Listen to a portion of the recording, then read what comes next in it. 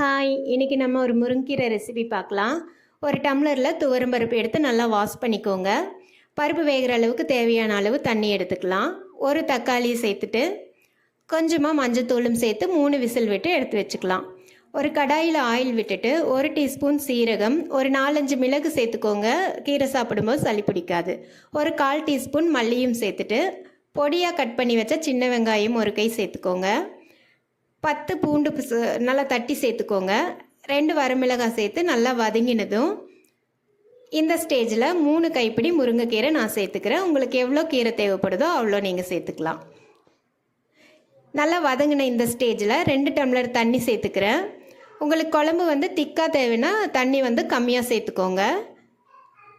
நல்லா ஒரு 5 நிமிஷம் வேக வச்சுக்கோங்க. கீரை நல்லா வெந்துடும். எந்த கீரை சமைக்கும் போதுமே மூடி வைக்காமல் சமைச்சிக்கோங்க. கொஞ்சமாக பெருங்காயத்தூளும் கல்லுப்பும் சேர்த்துட்டு வேக வச்ச பருப்பையும் சேர்த்துட்டு நல்லா மிக்ஸ் பண்ணி விட்டுட்டு மீடியம் ஃப்ளேமில் வச்சு நல்லா கொதிக்க வச்சுருங்க. பச்சை வாசம் போனதும் ஸ்டவ் ஆஃப் பண்ணிடலாம். இந்த ரெசிப்பியை ட்ரை பண்ணி பாருங்கள். உங்களுக்கு இந்த ரெசிபி பிடிச்சிருந்தா லைக் பண்ணுங்கள், ஷேர் பண்ணுங்கள், சப்ஸ்கிரைப் பண்ணுங்கள். தேங்க்யூ.